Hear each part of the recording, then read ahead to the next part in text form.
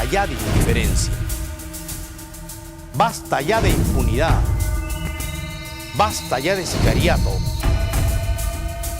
Basta ya de extorsiones. Basta ya de abusos.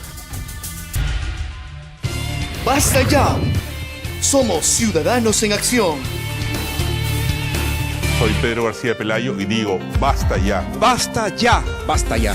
¡Basta ya! Basta ya. ¡Basta ya! Basta ya. ¡Basta ya! Basta ya. Soy Walter Oyarce y digo, basta ya.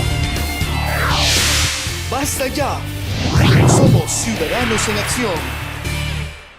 Efectuada a una representante del Ministerio Público, quien nos hablará sobre la función de las Fiscalías de Familia, el tema de la delincuencia juvenil y las acciones desarrolladas por el Ministerio Público. Somos Ciudadanos en Acción.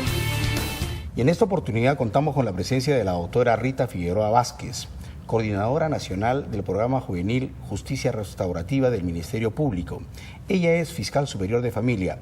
Rita, bienvenida a Ciudadanos en Acción. Muchas gracias por la gentil invitación, César. Rita, los ciudadanos estamos sumamente preocupados por la creciente incursión de jóvenes y niños en actividad delincuencial, fundamentalmente en el tema de sicariato y extorsiones. ¿Qué cosa está haciendo el Ministerio Público con relación a este tema? Sí, te agradezco mucho la pregunta. Es importante que nuestros amigos sepan que el número de adolescentes que incurren en la comisión de delitos en nuestro país a nivel de la región Latinoamérica es significativo, pero no tan creciente como lo es en el triángulo de Nicaragua, El Salvador y Honduras. Tenemos en promedio 18.500 adolescentes que ingresan al sistema de administración de justicia, de los cuales la gran mayoría son adolescentes que incurren en la comisión de hechos que no son graves. Entendidos estos como delitos, llamamos infracciones, según el Código de los Niños y Adolescentes, en los que no se hace uso de la violencia o de la grave amenaza de la violencia. Nuestros adolescentes, por otro lado, son tardíos, es decir, empiezan a cometer ilícitos penales a partir de los 14, 15 años, a diferencia de lo que ocurre en otros países, el mismo Brasil, Colombia o Centroamérica, que lo hacen desde su segunda infancia. En ese contexto, podemos decir que en el Perú tenemos una situación mejor, pero que definitivamente esto puede devenir en mayor riesgo si es que no se hace nada para enfrentar esta situación de protección al menor y a la familia que incuba en verdad la formación de todos los seres humanos y los ciudadanos de mañana. Efectivamente. Comparativamente, anualmente, valga la redundancia, tenemos aproximadamente 445.000 adultos que ingresan al sistema de administración de justicia y solo 18.500 adolescentes en promedio, lo que equivale a un porcentaje realmente bajo comparativamente hablando, a diferencia de otros países de la región, como vuelvo a repetir. Sin embargo, si bien no es una cifra alarmante, es una cifra que implica un nivel de preocupación por parte de todo el sistema de administración de justicia y que exige cambios en el comportamiento de sus operadores. Por esa razón, el Ministerio Público, entendida la importancia que tiene su rol constitucionalmente establecido, ha planteado dos niveles de atención respecto a esta problemática, un nivel de prevención y un nivel de atención directa. El nivel de prevención con un programa que es denominado Jóvenes Líderes hacia un futuro mejor.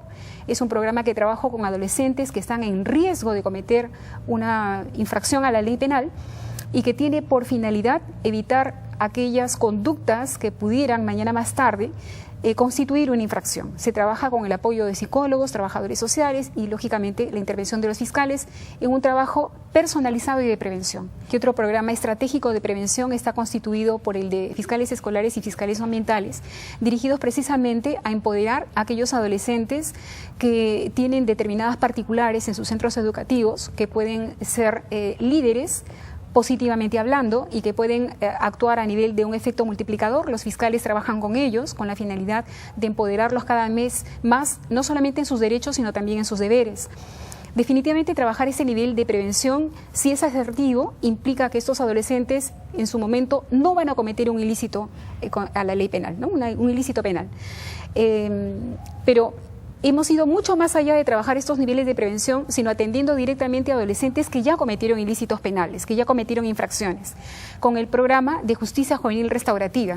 ¿En qué consiste este programa en específico? Sí, lo voy a explicar en palabras muy sencillas.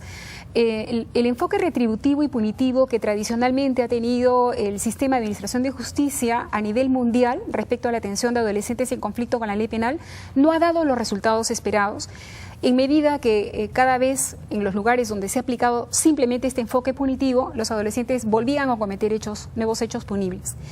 Desde la percepción de Naciones Unidas y desde la mirada de la Convención Internacional de los Derechos del Niño, el enfoque que se tiene que tener respecto a adolescentes que infringen normas penales tiene que ser distinto al de los adultos. Por lo tanto, no puede continuar siendo un enfoque punitivo retributivo clásico.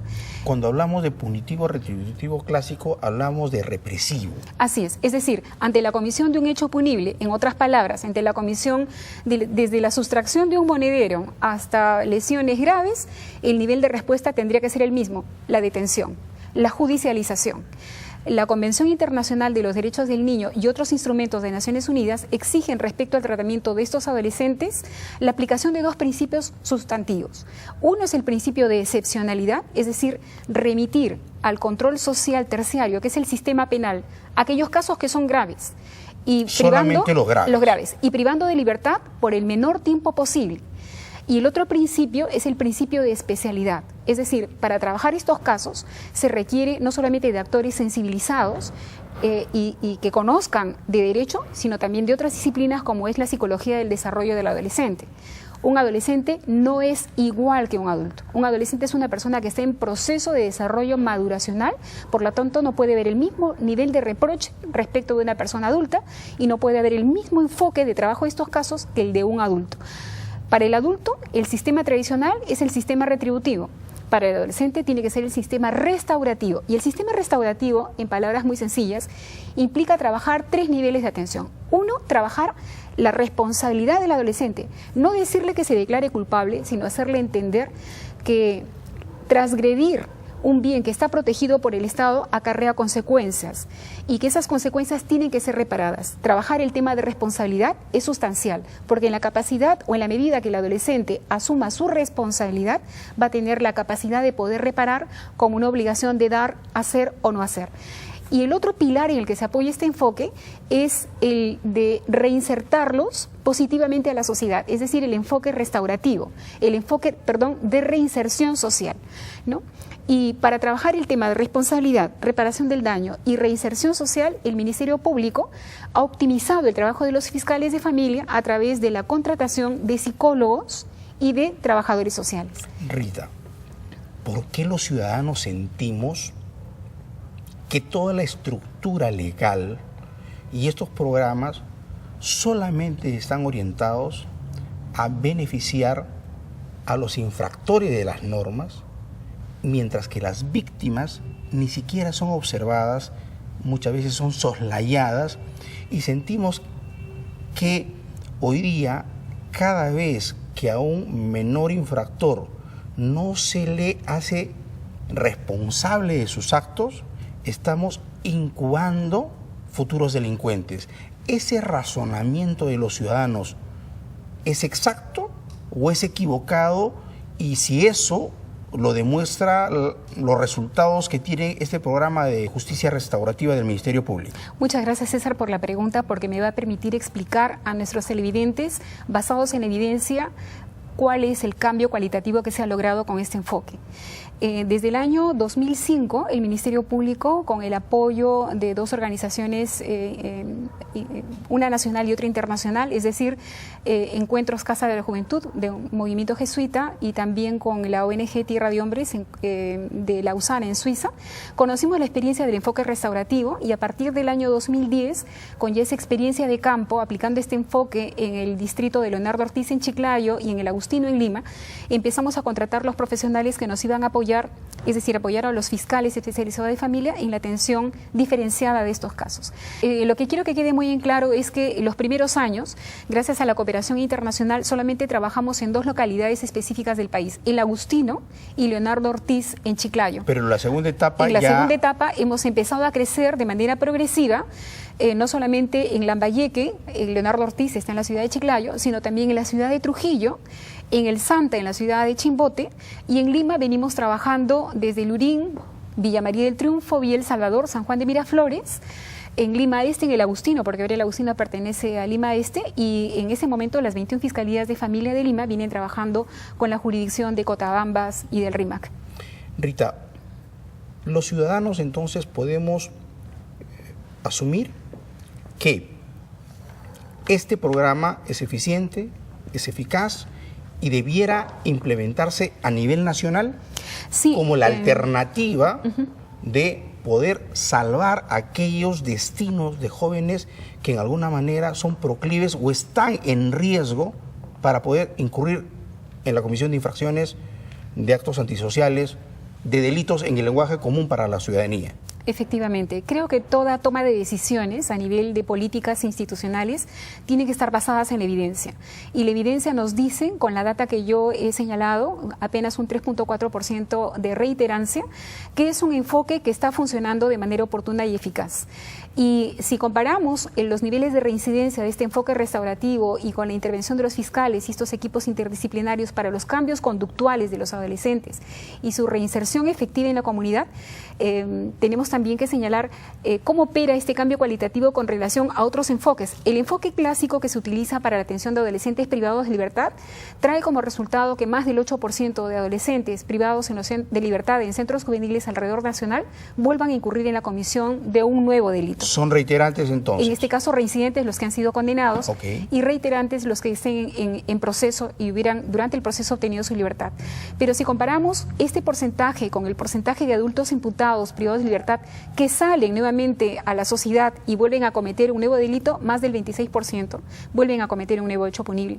Es reincidente en la comisión de delito. Así es. Entonces, si comparamos este 3.4% con los otros porcentajes que yo he señalado, basados en una evidencia probada, tenemos que este enfoque restaurativo es más eficiente. No solamente más eficiente a nivel de cambios conductuales, sino más eficiente a nivel de lo que es la inversión pública, porque el tema cuantitativo es un tema, si bien no el único, pero importante a tener en consideración en cualquier inversión del Estado. Y nosotros, para la atención de un adolescente con el enfoque restaurativo, estamos gastando aproximadamente $34 mensuales por cada uno de ellos. ¿Y en el sistema tradicional? En el sistema tradicional, Tierra de Hombres ha hecho un estudio hace algunos años y se ha demostrado, basados en evidencia, que se está gastando aproximadamente $134 en cada adolescente privado de libertad de manera mensual. Quisiera que nos comentes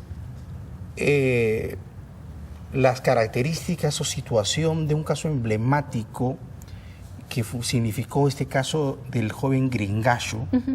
Y quisiera que vayamos a una pequeña pausa y volvamos con la respuesta tuya sobre este tema. Soy Pedro García Pelayo y digo, basta ya. ¡Basta ya! Basta ya. ¡Basta ya! Basta ya. ¡Basta ya! Basta ya. Basta ya. Basta ya. Soy Walter Oyarce y digo, basta ya. Basta ya. Somos Ciudadanos en Acción. Rita, ¿cuál fue la historia de Gringallo para convertirse en una persona tan peligrosa? Sí, cada adolescente que nosotros atendemos en el sistema de administración de justicia tiene su propia historia. Gringallo, Alexander Gutiérrez, que es su nombre, tuvo la suya y lamentablemente es la común a todos los adolescentes que en un momento de sus vidas estuvieron en conflicto con la ley, mejor dicho, en conflicto con la vida. Un adolescente que no fue criado por sus padres, un adolescente que fue abandonado a su suerte, a la crianza de terceros, un niño que tuvo serios problemas a nivel educativo y dejó el colegio a temprana edad, luego un muchacho que empezó a socializar, a relacionarse con otros adolescentes que ya tenían antecedentes de conductas delictivas y finalmente ingresó al mundo de la delincuencia juvenil y finalmente fue lo que nosotros conocemos. La historia de Gringallo, la historia de Alexander, es la historia de miles de jóvenes que lamentablemente han tenido una experiencia de vida negativa.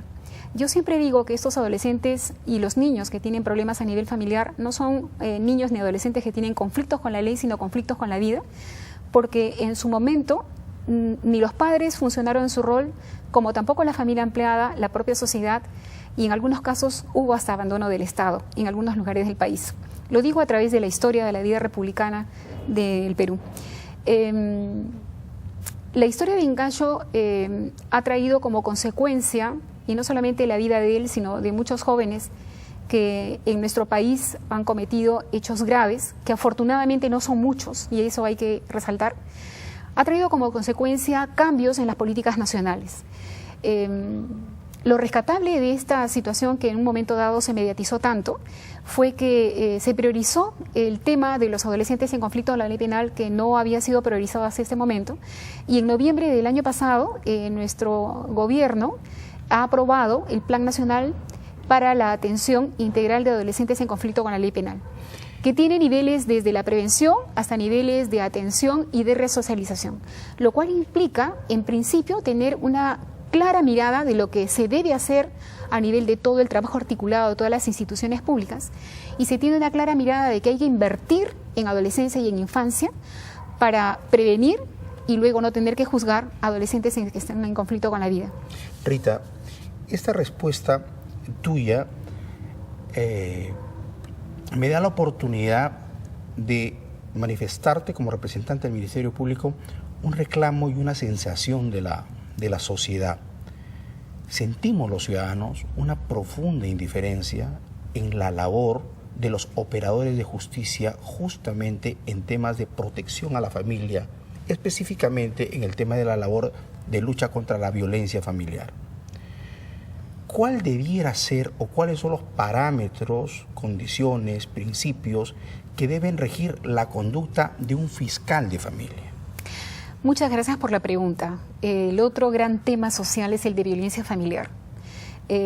La violencia familiar en nuestro país, lamentablemente, tiene una estadística muy alarmante. A lo largo de estos años, desde el año 2010 hasta la fecha, hemos tenido cifras cada vez más altas de casos de violencia familiar. En el año 2010 tuvimos 128.198 casos. El 2011, 131.000, el 2012, 141.000, el 2013, más de 148.000, y en lo que va hasta junio de este año, 79.891 casos. De este número de cifras, la forma más cruenta de violentar a una persona y específicamente a una mujer es el de feminicidio, tentativa de feminicidio. Y las cifras nos hablan de que desde el año 2009 al 2014 hemos tenido en total 646 víctimas de feminicidio, tanto íntimo como no íntimo, es decir, por parte de su pareja o expareja o por parte de terceros. Y hemos tenido 227 mujeres víctimas de tentativa de feminicidio desde el año 2009 hasta el año 2014.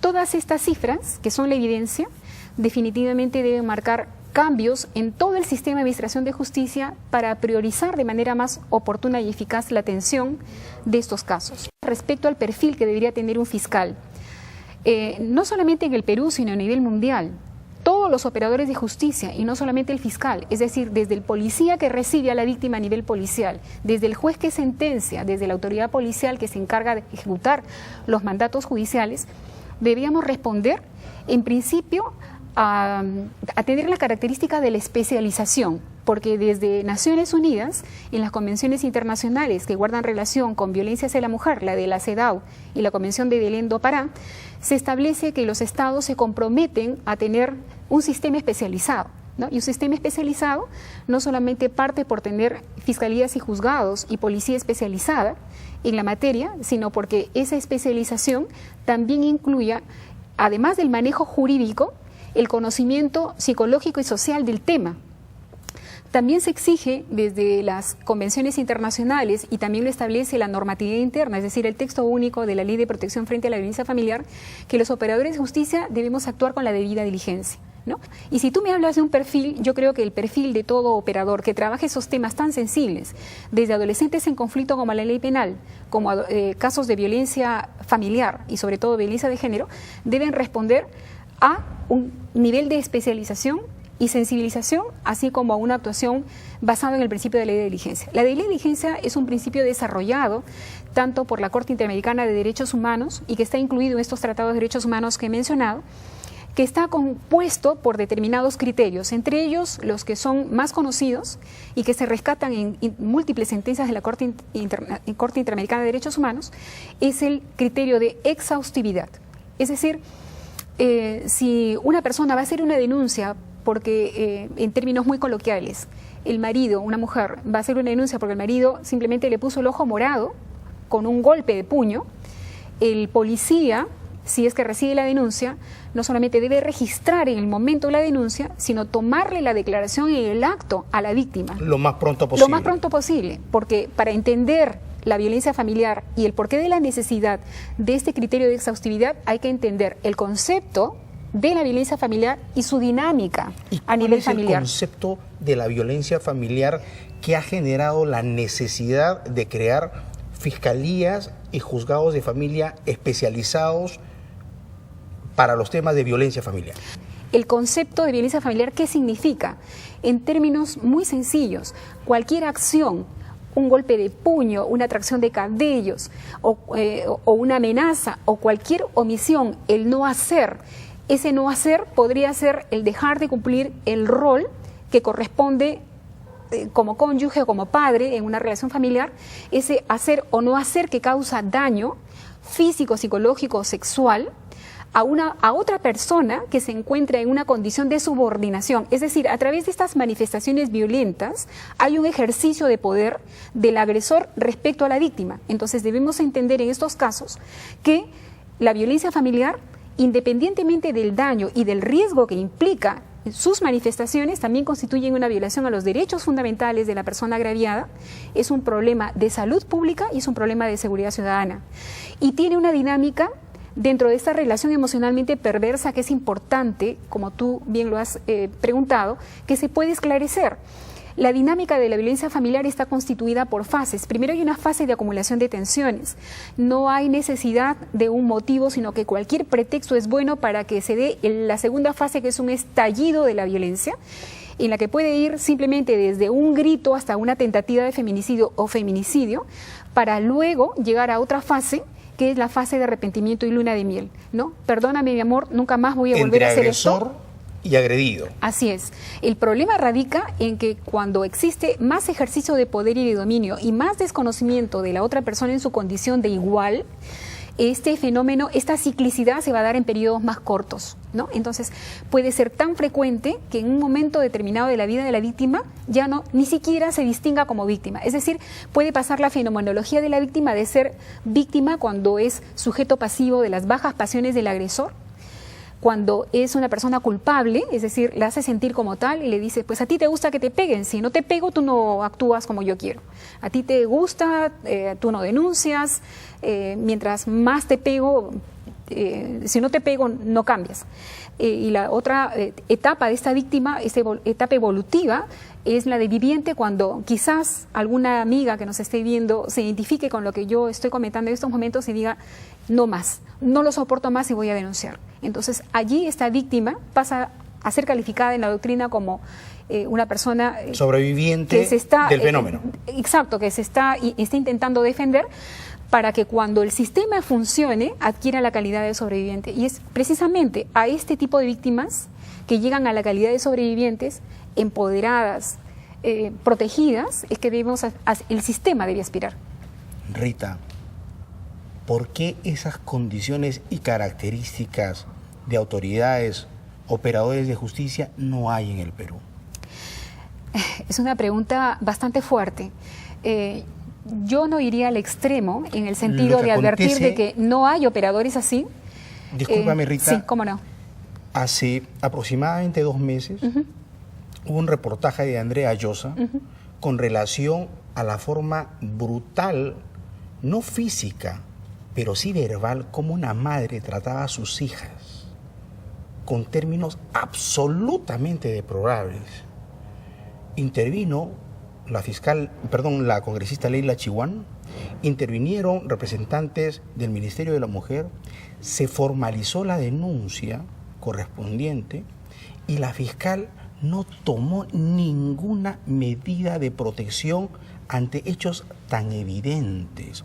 Por eso, la desazón de los ciudadanos ante todo este antecedente que acabas de comentar, que justamente aquella persona que logra vencer el miedo y la subordinación y denuncia estos hechos, lo que encuentra en la autoridad es absoluta indiferencia. En este esfuerzo, los ciudadanos queremos entender un poco cómo el Ministerio Público va monitoreando la acción de los funcionarios fundamentalmente en temas tan sensibles, tan humanos, tan delicados como el tema de familia. El Ministerio Público en este momento está contando con una unidad de asistencia a víctimas y testigos, y esta unidad está sirviendo de soporte a aquellas víctimas por violencia familiar que recurren al Ministerio de Justicia. Lógicamente, existe también, y es necesario resaltar, que existe un reglamento interno para la atención de estas víctimas. No todas las víctimas son apoyadas por la Unidad de Asistencia a Víctimas y Testigos, pero está atendiendo víctimas de violencia familiar a nivel nacional. Por otra parte, el Ministerio Público ha desarrollado una directiva para la optimización del trabajo de los fiscales de familia, penales y mixtos en la atención de casos de violencia familiar, con la finalidad de que nuestros operadores puedan establecer o verificar indicadores de riesgo para la atención de estas víctimas. Es decir, todos los operadores de justicia, desde la policía hasta los jueces, pasando por los defensores públicos, debemos conocer no solamente de estas definiciones, de esta dinámica emocionalmente perversa que tienen estas víctimas, sino también conocer qué nos dicen organismos internacionales en la atención y manejo de los casos de violencia intrafamiliar, porque podemos ser llevados a cortes internacionales por actuar no con la debida diligencia en la atención de mujeres víctimas de violencia. Y creo que el reto... Desde funcionarios, algunas omisiones pudieran generarle responsabilidad. Por supuesto, ¿no? Existe una responsabilidad por parte del Estado en la actuación con falta de diligencia en atención de estas víctimas. Por esa razón, por ejemplo, existe el famoso caso de González versus México, o el famoso caso del campo algodonero, que México recibió sanciones y recomendaciones por parte de la Corte Interamericana de Derechos Humanos. Y fíjate tú que esas sentencias que se dictan contra otros estados que no son el Perú, vinculan también al Perú. Por eso se obliga a todos los estados a trabajar temas de violencia contra la mujer con un enfoque no solamente de género, sino también de derechos y sobre todo de culturalidad, para entender que la violencia familiar en nuestro país no se constriñe a la amenaza y al golpe que se pueda dar contra una mujer, sino que es un absoluto atentado contra sus derechos fundamentales, que es un problema de salud pública por la alta incidencia de los casos, y que sobre todo que en lugares donde existe violencia familiar va a haber problemas de seguridad ciudadana. Y creo que ese debería ser el norte de actuación, no solamente de los operadores de justicia, sino también de todos los actores del Estado, desde quienes tienen que dictar políticas públicas hasta quienes tienen que disponer la remisión de los presupuestos que necesitan estos actores para optimizar su trabajo. Rita, el tema nos desborda, esperamos contar con tu presencia en otra oportunidad para poder ir informando a la comunidad, a la ciudadanía, de qué cosas se están haciendo. Se están haciendo cosas para mejorar un tipo de administración de justicia que esperamos sea más sensible y menos indiferente. Rita, muy agradecido por tu presencia y por tu ilustración en el tema de violencia familiar para toda la ciudadanía. Por favor, si tuvieras algunas palabras que quieras señalar. Muchas gracias, César, y muchas gracias en nombre del Ministerio Público. Como institución constitucionalmente autónoma del Estado, estamos a disposición de todos los ciudadanos. Nos encuentran a ustedes no solamente en los locales institucionales, sino también a través de denuncias en página web, a través de la línea telefónica, y simplemente a su disposición siempre y a la orden. Gracias. Hemos estado con la doctora Rita Figueroa Vázquez, fiscal superior de Familia de Lima y coordinadora nacional del Programa Juvenil Justicia Restaurativa del Ministerio Público. Basta ya de indiferencia. Basta ya de impunidad. Basta ya de sicariato. Basta ya de extorsiones. Basta ya de abusos. ¡Basta ya! Somos Ciudadanos en Acción. Soy Pedro García Pelayo y digo, basta ya. Basta ya, basta ya, basta ya, basta ya, basta ya, basta ya, ¡Basta ya! Basta ya. Soy Walter Oyarce y digo, basta ya. ¡Basta ya! Somos Ciudadanos en Acción.